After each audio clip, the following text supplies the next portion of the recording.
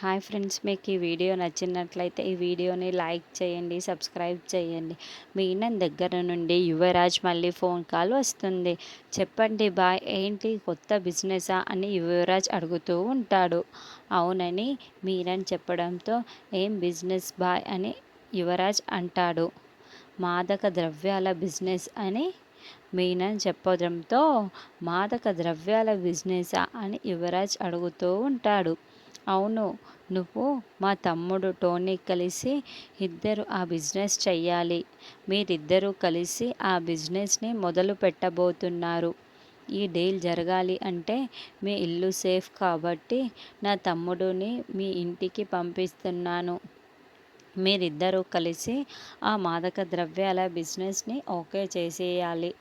జాగ్రత్త, ఎవరికి ఏ డౌటు రాకుండా దీనిని పూర్తి చేసేయాలి అని మీనర్ చెప్పడంతో అలాగే బాయ్, టోనీని పంపించండి అని యువరాజ్ అంటాడు. ఇక మీనన్ తమ్ముడు టోనీ నేరుగా యువరాజ్ వాళ్ళ ఇంటికి కారులో దిగగానే యువరాజ్ రిసీవ్ చేసుకొని ఒక్కసారిగా ఇద్దరు ఒక పెద్ద హగ్ ఇచ్చుకొని రా అని లోపలికి తీసుకొని వస్తాడు. ఫ్యామిలీ మెంబర్స్ అందరూ కూడా హాల్లో ఉంటే, అమ్మ తిను నా క్లోజ్ ఫ్రెండ్, నేను తన్ని దుబాయ్ నుండి వచ్చాడు అని యువరాజ్ పరిచయం చేస్తూ ఉంటే, తను నీకంత క్లోజ్ ఫ్రెండా అని ధాత్రి అంటే, అవును అని టోనీ అంటాడు.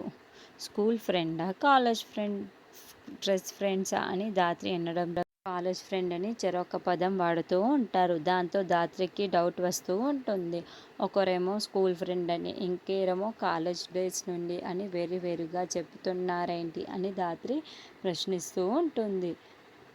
స్కూల్ డేస్ నుండి కాలేజ్ డేస్ వరకు మేము ఇద్దరం కలిసే చదువుకున్నాము, అందుకే ఇలా చెరొక పదం చెప్పాము. ఇప్పుడు నీ డౌట్లు క్లారిఫై అయ్యాయా అని యువరాజ్ అంటాడు.